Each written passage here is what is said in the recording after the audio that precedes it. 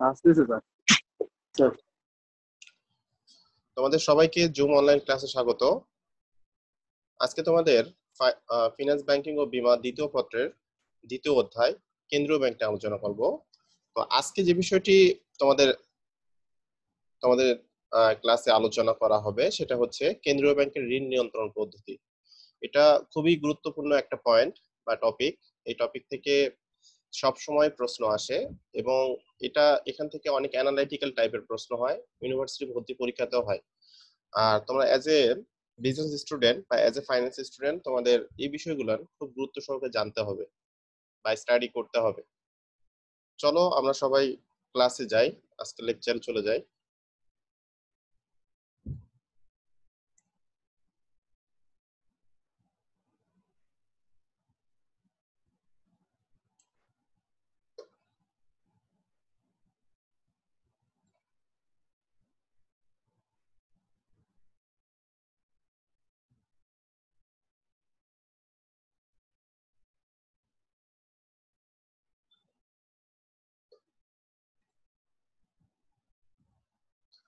আচ্ছা, আজকে তোমাদের যে বিষয়টি আলোচনা করা হবে সেটা কেন্দ্রীয় ব্যাংকের ঋণ নিয়ন্ত্রণ পদ্ধতি বা কৌশল সমূহ। আলোচক হিসেবে আছি আমি মোহাম্মদ আলী মর্তুজা মন্ডল, প্রভাষক ফিনান্স বিভাগ, ঢাকা রেসিডেন্সিয়াল মডেল কলেজ।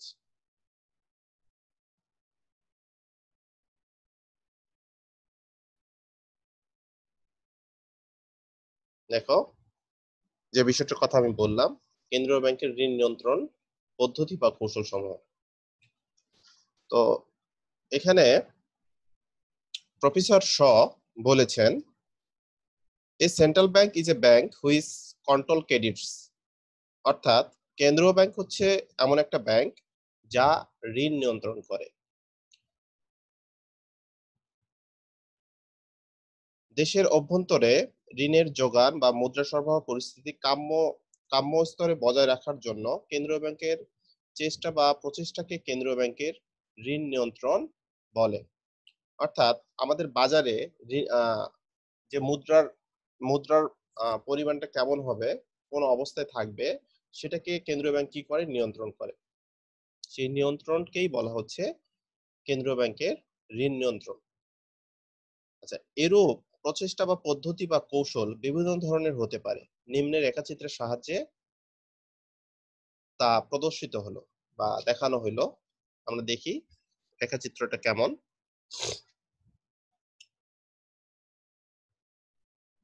এখানে কেন্দ্রীয় ব্যাংকের ঋণ নিয়ন্ত্রণ পদ্ধতিকে সাধারণত দুই ভাগে ভাগ করা হয়েছে। একটা হলো সাধারণ বা সংখ্যাত্মক পদ্ধতি, আর একটা হচ্ছে গুণগত বা নির্বাচনমূলক পদ্ধতি।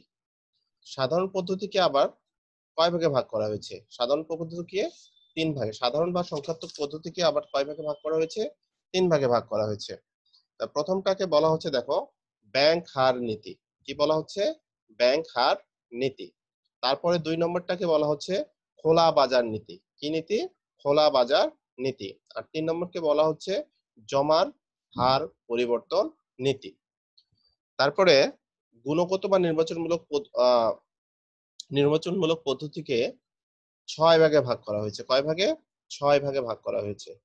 তাহলে এখানে প্রথমে যেটা বলা হচ্ছে ঋণের বরাদ্দকরণ নীতি, আর ভোক্তা ঋণ নিয়ন্ত্রণ, জামানতি ঋণের প্রান্তিক হার পরিবর্তন, প্রত্যক্ষ ব্যবস্থা গ্রহণ, নৈতিক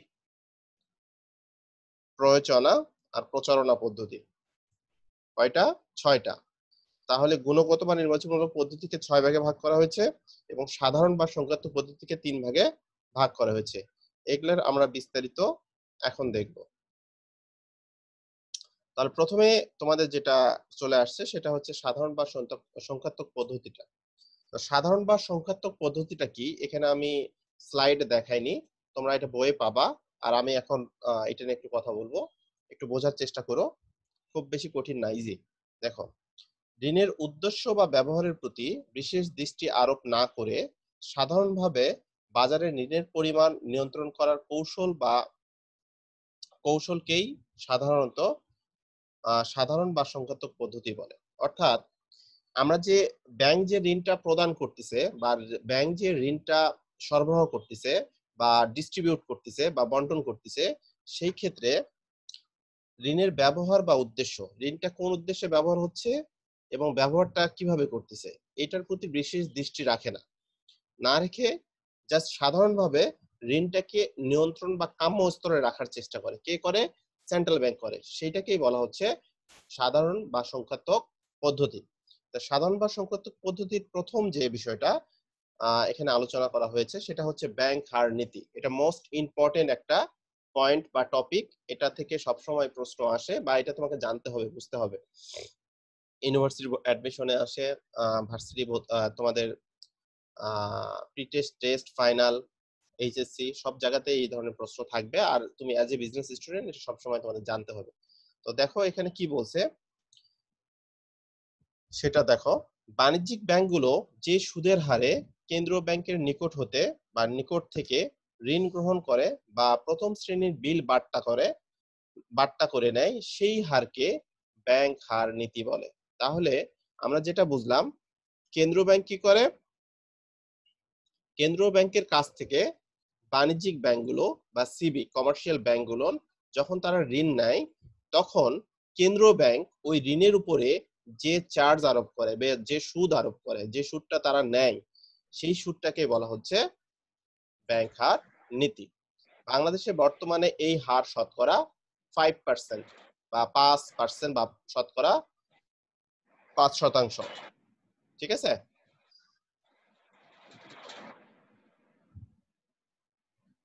তো দেখো, ব্যাংক হার যদি বৃদ্ধি পায় সেই ক্ষেত্রে কি ঘটনা ঘটে সেটা নিয়ে আমরা একটু ফ্লো চার্টের মাধ্যমে দেখাচ্ছি, একটু বোঝার চেষ্টা করো তাহলে হয়ে যাবে। দেখো, ব্যাংক হার বৃদ্ধি, যদি ব্যাংকের হারটা বাড়ায় দেয় সেন্ট্রাল ব্যাংক, যদি তারা সেন্ট্রাল ব্যাংক যদি সেন্ট্রাল ব্যাংক যখন কমার্শিয়াল ব্যাংককে ঋণ দেয়, সেই ক্ষেত্রে যদি সুদের হারটা বা ব্যাংক রেটটা বাড়ায় দেয়, তাহলে কি ঘটনাটা ঘটে?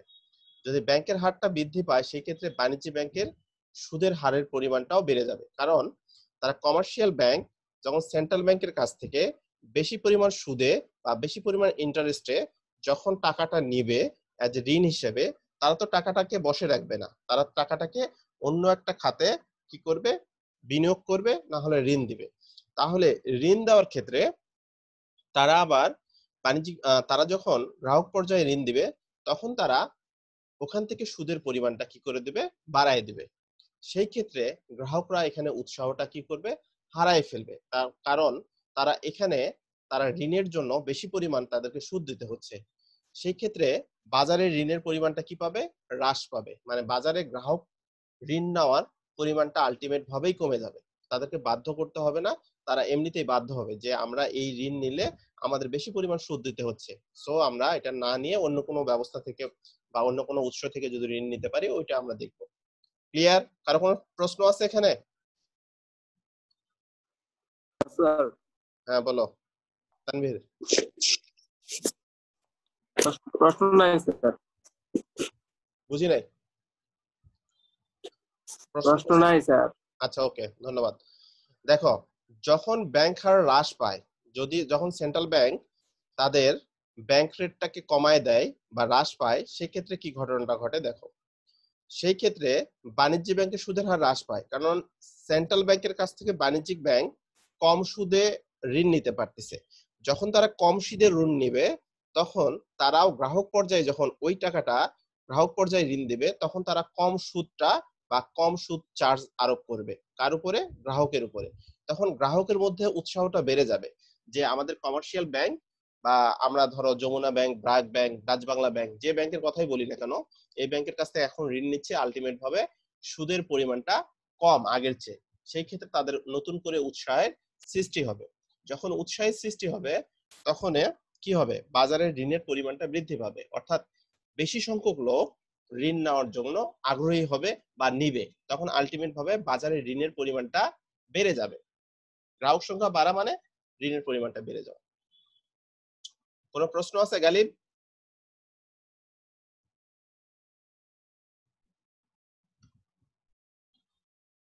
গালিব আছো? ওকে।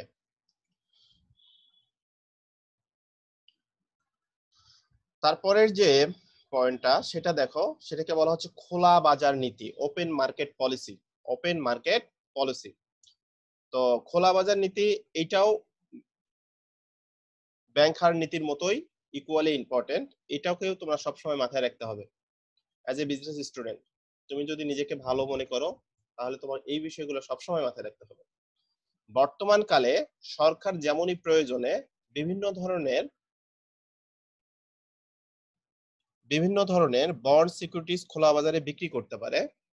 সরকার নিজের প্রয়োজনে সরকারের বা যেগুলো আছে যেমন বন্ড আছে, সিকিউরিটিজ আছে, সেটা খোলা বাজারে কি করে বিক্রি করে ওখান থেকে ফাইন্যান্স করে বা অর্থটা সরকারের কাছে নেয়। সেইভাবে সরকার আবার কি করতে পারে, সরকার বিভিন্ন প্রয়োজনে অন্যান্য যে বেসরকারি ব্যাংকগুলো আছে তাদের কাছ থেকে বন্ড সিকিউরিটিজ, তারা যে বন্ড সিকিউরিটিজ গুলান বাজারে ছাড়ছে বা ইস্যু করছে সেগুলোও কিনে নিতে পারে। তো দেখো এটা বলছে বর্তমানে সরকার যেমনই প্রয়োজনে বিভিন্ন ধরনের বন্ড সিকিউরিটিজ খোলা বাজারে বিক্রি করতে পারে, তেমনি বাজার হতে বিভিন্ন ধরনের বেসরকারি বন্ড সিকিউরিটিজ শেয়ার ক্রয় করতে পারে। যেমন বিক্রি করতে পারে তেমন আবার কি করতে পারে, ক্রয় করতে পারে। কেন্দ্রীয় ব্যাংক খোলা বাজারে এ সকল দলিল ক্রয় বা বিক্রয়ের মাধ্যমে বাণিজ্যিক ব্যাংক সমূহের ঋণ দানের সামর্থ্য হ্রাস বা বৃদ্ধি করতে পারে। বাণিজ্যিক ব্যাংক সমূহের ঋণ দানের সামর্থ্য হ্রাসও করতে পারে, আবার বাড়ায়ও দিতে পারে। এই কৌশলটাকেই বলা হচ্ছে খোলা বাজার নীতি। খোলা বাজার নীতি। আচ্ছা, ঋণের পরিমাণ নিয়ন্ত্রণে খোলা বাজার নীতির প্রভাব নিম্নে রেখাচিত্রের সাহায্যে তুলে ধরা হলো। কারো কোনো প্রশ্ন থাকলে আমি ব্যাখ্যা করার পরেই প্রশ্ন করবা, কারণ খুব ইন্টারেস্টিং পয়েন্ট পড়াচ্ছি এবং খুব অ্যানালাইটিক্যাল বিষয়, এটা বোঝার বিষয়। আচ্ছা দেখো, প্রথমে যে ঘটনাটা ঘটছে এখানে বা ঘটাইছে সেন্ট্রাল ব্যাংক, সেটা হচ্ছে খোলা বাজার হতে বন্ড এবং সিকিউরিটি বিক্রয় করছে। তাহলে আমাদের বাংলাদেশ ব্যাংক সরকারের যে বন্ড বা সিকিউরিটিজ গুলান আছে সেগুলা খোলা বাজারে বা ওপেন মার্কেটে কি করছে, বিক্রি করছে। এবং সবাই জানে, সবগুলা প্রতিষ্ঠানে জানে যে গভর্নমেন্ট বা সরকার কর্তৃক ইস্যুকৃত বন্ড সিকিউরিটি গুলান খুব বেশি কি এখানে লয়াল বা এখানে ঝুঁকিটা কম। সেই ক্ষেত্রে যদি তারা বিক্রি করে তখন তারা একটা বিশেষ ডিসকাউন্ট দিয়ে বা বিশেষ সুবিধা দিয়ে কিন্তু বিক্রি করে। তখন বাণিজ্যিক ব্যাংকগুলো তাদের যে টাকাটা আছে বিনিয়োগ করার মতো, তারা আবার এখানে বিনিয়োগ করে বা খাটায়। তখন বাণিজ্যিক ব্যাংকে থেকে টাকাটা সেন্ট্রাল ব্যাংকের কাছে চলে যায়। যখনই তারা বন্ড সিকিউরিটিজ বাংলাদেশ ব্যাংকের কিনবে তখন বাণিজ্যিক ব্যাংকের টাকাটা নির্গমন হবে, বা নির্গমন হবে মানে কেন্দ্রীয় ব্যাংকে চলে যাবে। তখন বাণিজ্যিক ব্যাংকের যে অন্য কোথাও যে এই টাকাগুলো ডিস্ট্রিবিউট করতো, ঋণ দিত, সেই সামর্থ্যটা আলটিমেট ভাবে কি হবে, কমে যাবে। ওই সমপরিমাণ টাকা যদি তারা 200 কোটি টাকা বা 2 কোটি টাকার বাংলাদেশ ব্যাংকের বন্ড বা সিকিউরিটিজ ক্রয় করে, তাহলে এই 2 কোটি টাকা কিন্তু অন্য কোথাও আর কি করতে পারবে না, বিনিয়োগ করতে পারবে না বা ঋণ দিতে পারবে না। পারবে? তাদের আলটিমেট ভাবে সামর্থ্যটা কমে গেল ওই পরিমাণ, যত পরিমাণ তারা বিনিয়োগ করছে। তাহলে বাজারে ঋণের পরিমাণটা আলটিমেট ভাবে কি পায়, হ্রাস পায়, কমে যায়। আচ্ছা, তাহলে এটা বিক্রি করছে, প্রথম অংশটা বিক্রি করছে। পরের অংশটা কি করছে, পরের অংশটা দেখো, খোলা বাজারে বন্ড বা সিকিউরিটিজ ক্রয়। খোলা বাজার থেকে যখন বন্ড বা সিকিউরিটিজ তারা কি করে, ক্রয় করে, তখন কেন্দ্রীয় ব্যাংক থেকে টাকাটা বেসরকারি ব্যাংকগুলোতে চলে যায়। কারণ বেসরকারি ব্যাংকের বন্ড বা সিকিউরিটিজ গুলা সেন্ট্রাল ব্যাংক কিনে নিচ্ছে, এবং কিনে নেওয়ার ফলে তাদের বন্ড গুলা সেন্ট্রাল ব্যাংকে চলে আসতেছে বা কেন্দ্রীয় ব্যাংকে চলে আসতেছে, এবং কেন্দ্রীয় ব্যাংকের টাকাগুলা বেসরকারি যে ব্যাংকগুলা বন্ড বা সিকিউরিটিজ ছাড়ছে তাদের কাছে চলে যাচ্ছে। সেই ক্ষেত্রে বাণিজ্যিক ব্যাংকের ঋণ দানের সামর্থ্যটা কি হয়, বেড়ে যায়। মানে তাদের কাছে টাকা বেশি আছে, তারা এখন ঋণ বেশি পরিমাণে দিতে পারবে। তাহলে বাজারে কিসের সৃষ্টি হবে, বাজারে ঋণের পরিমাণটা কি পাবে, বৃদ্ধি পাবে বা বেড়ে যাবে। কোনো প্রশ্ন আছে? জোনায়েদ, গালিব, জারিফ, তানবীর, দেখো। জারিফ, না স্যার। জোনায়েদ, না স্যার। ওকে। সিয়ামের কি খবর? জি স্যার, ভালোই স্যার। বুঝছো? জি স্যার, ওকে, একটু পড়তে হইবে আর কি।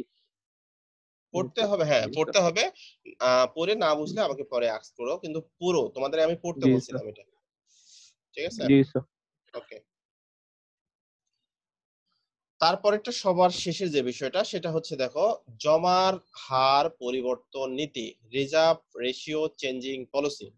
রিজার্ভ রেশিও চেঞ্জিং পলিসি, পলিসিটা দেখো এখানে কি বলছে, তালিকাভুক্ত ব্যাংক সমূহ তার সংগৃহীত আমানত, তালিকাভুক্ত ব্যাংক অর্থাৎ বাণিজ্যিক ব্যাংক গুলন, যে বাণিজ্যিক ব্যাংক গুলন সেন্ট্রাল ব্যাংকের তালিকাভুক্ত বা রেজিস্টার্ড বা শিডিউল, সেই ব্যাংকগুলো তাদের একটা আমানত নির্দিষ্ট অংশ সেন্ট্রাল ব্যাংকের কাছে বাধ্যবাধকতামূলক ভাবে কি রাখতে হয়, জমা রাখতে হয়। একটা হচ্ছে নগদ টাকা জমা রাখতে হয়, আর একটা হচ্ছে তাদের বন্ড সিকিউরিটিজ ক্রয় করতে হয় বাধ্যবাধকতামূলক ভাবে, সেই কথাটাই বলছে এখানে।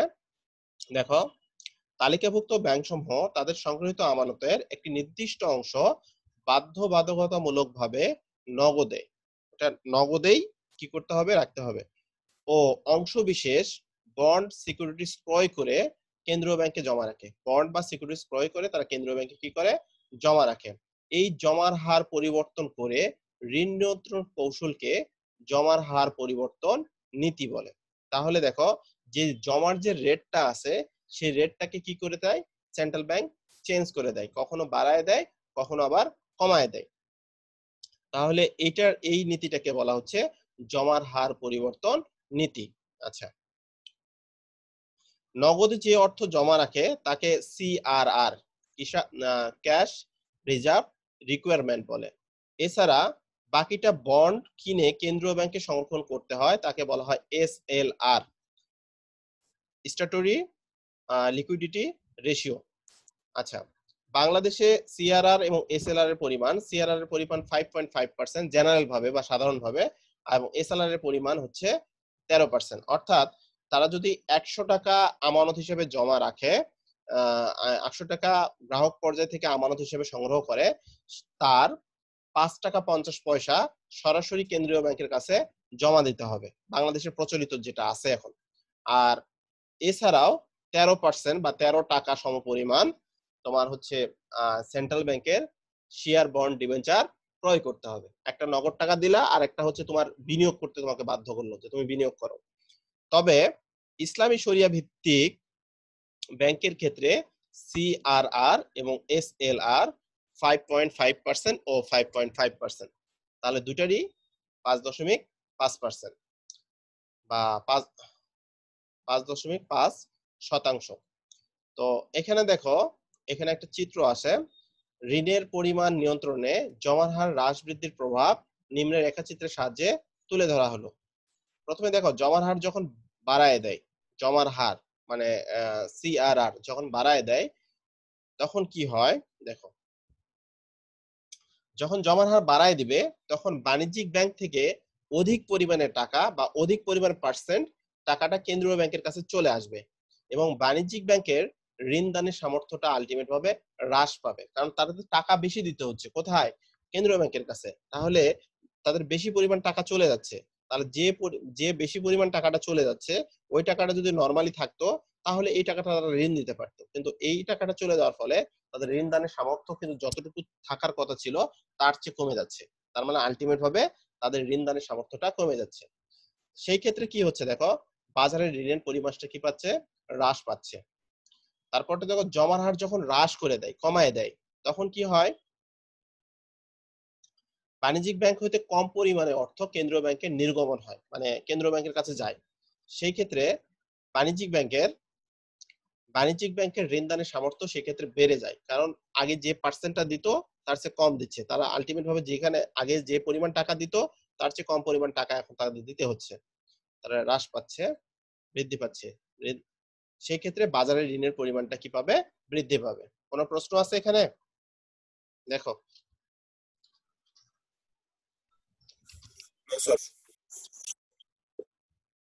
ওকে, তো আমরা প্রথম অংশটা শেষ করলাম। প্রথম অংশটা হচ্ছে সাধারণ বা সংখ্যাত্মক পদ্ধতি, কোয়ান্টিটেটিভ মেথডটা আমরা শেষ করলাম। এখন আমরা আসলাম কোয়ালিটেটিভ অর সিলেক্টিভ মেথড, বা এখানে আসলো গুণগত বা নির্বাচনমূলক পদ্ধতি। এই পদ্ধতিগুলো দেখো কি কি আছে সেটা দেখো। কোনো বিশেষ ক্ষেত্রে বিশেষ লক্ষ্য অর্জনে ঋণের উদ্দেশ্য এবং ব্যবহারের প্রতি খেয়াল রেখে ঋণ নিয়ন্ত্রণের যে সকল পদ্ধতি ব্যবহার করা হয় তাকে গুণনীয় বা নির্বাচনমূলক পদ্ধতি বলে। নিম্নে এরূপ পদ্ধতির আওতার ব্যবহৃত কৌশলসমূহ আলোচনা করা হলো। সে বিষয়গুলো আমরা এখন দেখব। প্রথমটা হচ্ছে দেখো ঋণের বরাদ্দকরণ নীতি। ঋণের বরাদ্দকরণ নীতি, বরাদ্দকরণ। আচ্ছা, রেশনিং অফ ক্রেডিট, বিশেষ খাত চিহ্নিত করে সেক্ষেত্রে ঋণের পরিমাণ কম বেশি করার নীতিকে ঋণের বরাদ্দকরণ নীতি বলা হয়। তাহলে বিশেষ একটা খাতকে আমি চিহ্নিত করলাম, সেই খাতে ঋণের পরিমাণটা কমও হতে পারে, বেশিও হতে পারে, বা কমাইতেও পারি, বাড়াইতেও পারি। এটা ওই খাতের অবস্থা ভেদে আমরা ওই খাতের অবস্থাটা চিন্তা করে আমরা এই কাজটা করব।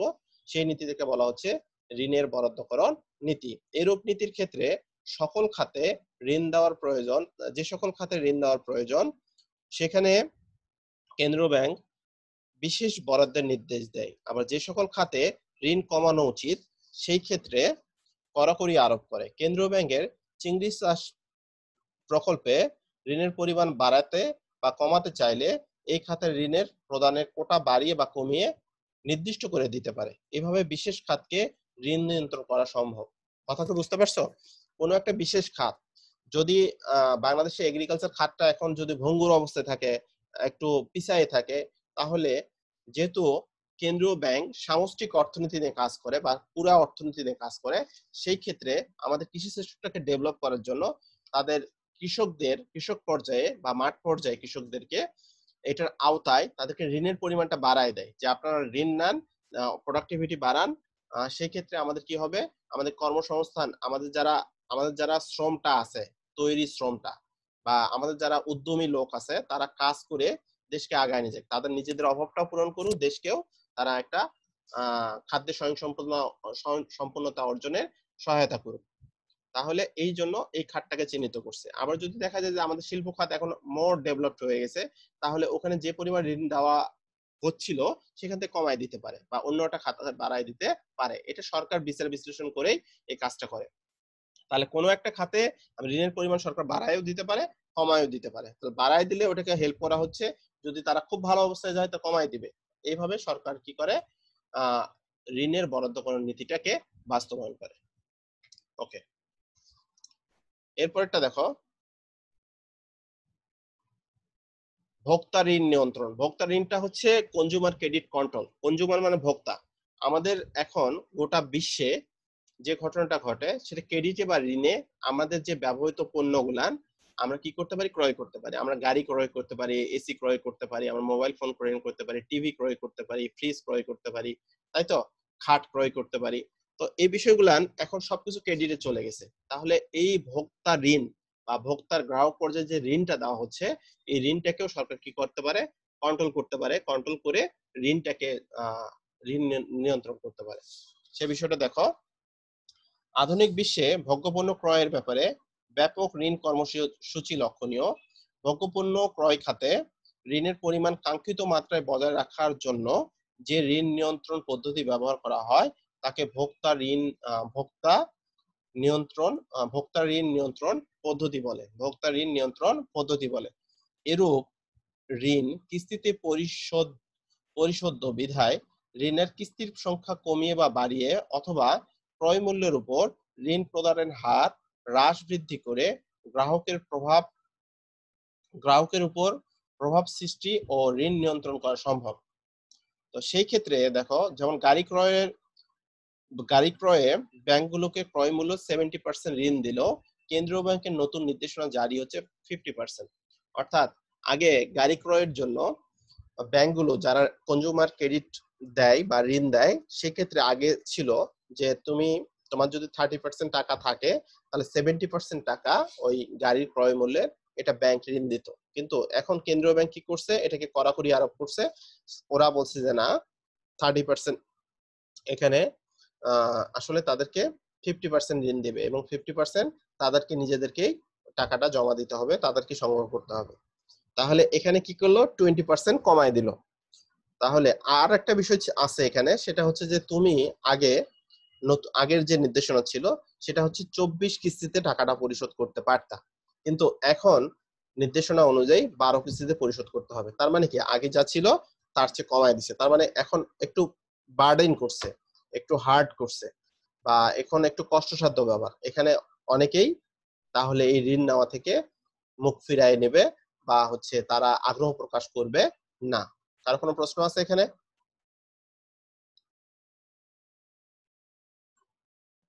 স্যার। ওকে, তারপর দেখো জামানতি ঋণের প্রান্তিক হার পরিবর্তন। জামানতি মানে জামানত দিতে হয়, সেটা প্রান্তিক হারটা কি হচ্ছে, পরিবর্তন হচ্ছে। দেখো তো এটা দেখো কি বলছে, কি পরিমাণ মূল্যের জামানতের বিপক্ষে কত টাকা ঋণ দিতে হয় সেই বিষয়ে প্রয়োজনীয় নতুন নিয়ম নীতি নির্ধারণ করে কেন্দ্রীয় ব্যাংক জামানতি ঋণের পরিমাণ নিয়ন্ত্রণ করতে পারে। ধরা যায় ব্যাংক সমূহ 100 টাকার সম্পদ জামানত রেখে 70 টাকা ঋণ দেয়। যদি তোমার 100 টাকা জমা থাকে বা ডিপোজিট থাকে, ওটার এগেইনস্টে তুমি 70% ঋণ নিতে পারবা। আর অর্থাৎ এই ক্ষেত্রে মার্জিন হচ্ছে 30%। কিন্তু এখন ঋণের পরিমাণ কমাতে চাইলে ঋণের মার্জিন হবে 50%। কিন্তু সরকারের নতুন নির্দেশ অনুযায়ী এটা বলছে যে না, তোমার যে জমা টাকাটা আছে এটার উপর তুমি 50% নিতে পারবে। তার মানে এখন 20% কি করে দিছে, লেস করে দিছে। অর্থাৎ অনেকে যে ডিপিএস থাকে না, ডিপিএস টাকা জমা আছে ব্যাংকে, কিন্তু ওই টাকাটা সরাসরি তারা ডিপিএসটা না ভেঙে ওনাদের ব্যাংকের কাছে বলে যে আমাদের একটা ঋণ দরকার। তখন তারা হিসাব করে দেখে, ক্যালকুলেশন করে দেখে যে ওনাদের এখানে 4 লক্ষ টাকা আছে। তো 4 লক্ষ টাকায় যদি 70% দেয়, 4 7 28, 2,80,000 টাকা ঋণ দিবে। কিন্তু পরবর্তী নির্দেশনা অনুযায়ী তারা বলছে যে না, 4 লক্ষ টাকা না বা 2,80,000 টাকা না, এটা 50% ঋণ দেওয়া হবে। তার মানে তুমি 2 লক্ষ টাকা এখান থেকে ঋণ পাবো। কত লক্ষ টাকা? 2 লক্ষ টাকা। তারপরে যে বিষয়টা সেটা দেখো, এই ক্ষেত্রে গ্রাহকদের ঋণ নেওয়ার প্রবণতা কমে যাবে। তারপরে যে বিষয়টা সেটা দেখো, সেটা হচ্ছে প্রত্যক্ষ ব্যবস্থা গ্রহণ বা ডাইরেক্ট অ্যাকশন। সেটা দেখো, কোন তালিকাভুক্ত ব্যাংক প্রচলিত নিয়ম ভঙ্গ করে ঋণ নিয়ন্ত্রণ কার্যক্রম বাধার সৃষ্টি করলে কেন্দ্রীয় ব্যাংক যদি শাস্তিমূলক ব্যবস্থা গ্রহণ করে তবে তাকে প্রত্যক্ষ ব্যবস্থা গ্রহণ বলে। একে শাস্তিমূলক ব্যবস্থা নিম্নরূপ হতে পারে। সেগুলো কি কি হতে পারে দেখো, অর্থাৎ সেন্ট্রাল ব্যাংক হচ্ছে সকল ব্যাংকের ব্যাংকার বা সকল ব্যাংকের মুরব্বী, ঠিক আছে, বা আমাদের ফাইন্যান্সিয়াল সেক্টরের মুরব্বী এবং সর্বোচ্চ শীর্ষস্থানীয় প্রতিষ্ঠান। এবং এই ব্যাংকই অন্যান্য ব্যাংকগুলোকে তালিকাভুক্তির জন্য কি করে, তারা অথরিটি হয়ে তারা তালিকাভুক্তকরণ করে। কিন্তু কোনো ব্যাংক যদি সেন্ট্রাল ব্যাংকের কোনো নির্দেশনা অমান্য করে বা করে যদি কোনো কাজ করে থাকে, প্রচলিত যে নিয়মটা আছে, সেই ক্ষেত্রে সেন্ট্রাল ব্যাংক তাদেরকে কিছু ডাইরেক্ট অ্যাকশন নেয় বা কিছু প্রত্যক্ষ ব্যবস্থা গ্রহণ, সরাসরি ব্যবস্থা গ্রহণ করে তাদেরকে কন্ট্রোল করার জন্য। দেখো, অতিরিক্ত দণ্ডনীয় চার্জ, তাদের যে চার্জটা ছিল এটার উপরে চার্জের মাত্রাটা বাড়ায় দেয়, যে আপনারা আরো পার্সেন্ট আমাদের দিতে হবে। তারপর বলছে অতিরিক্ত রিজার্ভ সংরক্ষণের নির্দেশ। আগে যদি 400 কোটি টাকা রাখে, পরে বলছে 800 কোটি টাকা রাখতে হবে। কথা বুঝো নেই? তার মানে টাকা তাদের কাছে চলে যাচ্ছে। ঋণ সুবিধা প্রত্যাহার, অর্থাৎ তারা কেন্দ্রীয় ব্যাংক থেকে বাণিজ্যিক ব্যাংকগুলো ঋণ পায়, সেই সুবিধাটা তারা বাদ দিয়ে দেয়, আপনারা এটা নিতে পারবেন না এই কারণে। তারপর নিকাশ ঘর সুবিধা, ক্লিয়ারিং হাউস বা নিকাশ ঘর, যে সমমনা ব্যাংকগুলা তাদের নিজেদের মধ্যে আন্তঃদেনা পণ্য নিষ্পত্তির জন্য যেটা ব্যবহার হয় সেন্ট্রাল ব্যাংকের নেতৃত্বে, সেই সুবিধাটা তারা আর দেয় না। তার মানে তুমি অন্য কোনো ব্যাংক থেকে যদি কোনো লেনদেনের ব্যাপার স্যাপার থাকে, তাহলে তুমি অন্য ব্যাংকের কাছে টাকাটা পাবা না সেটা তোমার ব্যাপার। এর ক্ষেত্রে আর কেন্দ্রীয় ব্যাংক তোমাকে কি করবে না, তোমাকে হেল্প করবে না, সেটাই বলা হচ্ছে। আরেকটা হচ্ছে নৈতিক প্রয়োজনা। তো এটা দেখো, নৈতিক প্রচারণটা হচ্ছে সব সময় তো শাস্তির কথা বলা যায় না, তোমাদের সব সময় তো শাস্তির কথা আমি বলতে পারি না, তাই না? তোমাদেরকে আমি কিছু ভালো কথা বলতে পারি, করে তোমাদেরকে উদ্বুদ্ধ করতে পারি যে ঠিক আছে, তুমি যদি ভালো মতো লেখাপড়া করো, তোমার একটা বেটার ফিউচার আছে, তুমি একটা ভালো একটা ইউনিভার্সিটি ভালো একটা সাবজেক্টে পড়তে পারবা, এর পাশাপাশি তুমি একটা পরবর্তীতে ভালো একটা জব পাবা, সমাজে তোমার একটা অবস্থান হবে। তো এটা হচ্ছে যারা ভালো, আমরা যদি নিজেকে ভালো মনে করি এই কাজগুলো আমরা করতে পারি। তখন তোমার মধ্যে একটা নাড়া দিল যে স্যার এই কথাটা বললো, আমি এত কিছু বোঝার দরকার নাই, আমি একটু ট্রাই করি। তাহলে তুমি আলটিমেট ভাবে সব সাইডে তোমার কিন্তু ভালো হয়ে গেল, তুমি ব্যস্ত হয়ে গেলে পড়ালেখাতে, তাহলে কিন্তু আলটিমেট ভাবে একটা ভালো ছেলের যে বৈশিষ্ট্যগুলো সেটা তোমার মধ্যে পরিলক্ষিত হবে তখন। তাহলে এখানে দেখো যেটা বলছে, ঋণ নিয়ন্ত্রণের বিষয়গুলো অনানুষ্ঠানিক আনুষ্ঠানিক কোনো নির্দেশনা জারি না করে কেন্দ্রীয় ব্যাংক অধীনস্থ ব্যাংক সমূহের উপদেশ বা পরামর্শ প্রদানের মাধ্যমে ঋণ নিয়ন্ত্রণের চেষ্টা করলে তাকে নৈতিক প্রচারণার মাধ্যমে ঋণ নিয়ন্ত্রণ বলে।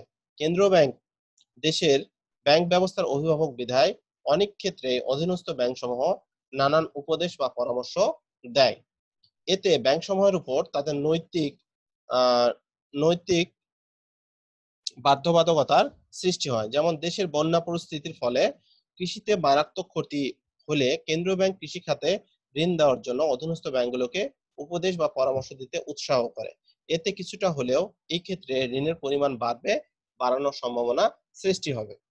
অর্থাৎ তারা বললো যে এই বিশেষ পরিস্থিতিতে আমাদের এই কাজগুলো করণীয়, আর এই কাজগুলো আমরা করব না। তো নৈতিকভাবেই তুমি যে কাজটা করার কথা করবা, আর যে কাজটা করার কথা না সেটা তুমি বাদ দিয়ে দিবা। তারপর দেখো পরেরটা দেখো 6 নাম্বার এবং সর্বশেষ যে পয়েন্টটা, এটা একটু বানানটা ভুল আছে। হ্যাঁ, এটা হলো প্রচারণা পদ্ধতি। এটা লিখতে একটু ভুল হয়েছে, আমি এডিট করতে পারিনি, ভুলে গেছি আসলে।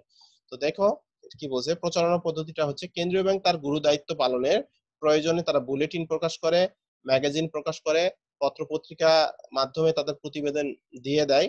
এর মাধ্যমে মুদ্রাবাজারের সদস্য দেশের আর্থিক অবস্থা, ব্যাংকিং পরিস্থিতি সম্পর্কে জানানো হয়।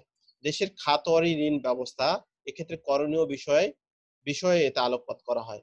একে প্রচারণা পদ্ধতি বলে। এতে ঋণ নিয়ন্ত্রণের প্রভাব পড়ে। অর্থাৎ কোথায় কি হচ্ছে তোমাকে বলে দিচ্ছে, তাহলে যারা এখানে এক্সপার্ট বা যারা বুঝে না তারাও কিন্তু বোঝার চেষ্টা করে আমাদের দেশের অবস্থাটা কি। ঠিক আছে, তাহলে এতেও ঋণ নিয়ন্ত্রণ কি পড়ে, প্রভাব পড়ে। বিষয়গুলো কি অনেক কঠিন? সাদ, পরে আসছো, কি খবর তোমার? স্যার এই তো আলহামদুলিল্লাহ। তো না স্যার, স্যার, ইজি স্যার। হ্যাঁ ইজি, কিন্তু তোমার ঋণ নিয়ন্ত্রণটা পড়তে হবে। আই থিংক সো, আমি যেটা ভাবি বা ভাবতেছি সেটা হচ্ছে ইউনিভার্সিটি ভর্তি পরীক্ষাতে একটা প্রশ্ন হলেও তোমাদের এখান থেকে আসার মতো। ঠিক আছে, সেন্ট্রাল ব্যাংক থেকে যদি প্রশ্ন হয়, এখান থেকে কিন্তু প্রশ্ন হওয়ার সম্ভাবনাটা খুব বেশি।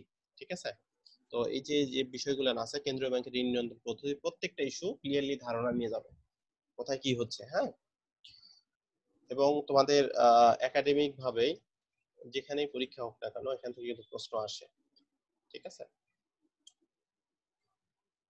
তো তোমাদেরকে সবাইকে ধন্যবাদ। তোমাদের কারো যদি কোনো কোশ্চেন থাকে একটু করো, সমস্যা নেই, এই আর কি। বুলেটিন জিনিসটা কি স্যার? বুলেটিনটা হচ্ছে যেমন ধরো রিপোর্টটা বুঝো, রিপোর্ট হ্যালো স্যার। বুঝো, রিপোর্ট যে ফাইন্যান্সিয়াল রিপোর্ট প্রকাশ করে, দেখোনি তুমি, স্যার তাই না?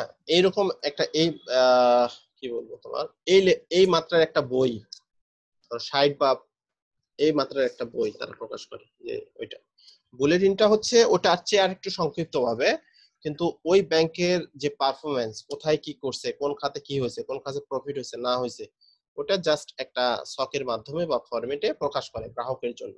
এটা সরকারের জন্য করে, সাধারণ পাবলিকের জন্য করে, যারা ইনভেস্টর আছে তাদের জন্য করে, এবং সর্বোপরি মাস পিপল যারা সাধারণ জনগণ আছে তাদের জন্য করে। মানে জানানোর জন্য যে আমরা গত 1 বছরে কি কি ঘটনা ঘটাইছি, আমাদের এখানে কি কি কাজ করা হয়েছে, সেই বিষয়গুলো তারা প্রকাশ করে। তারপর আর কোনো কোশ্চেন?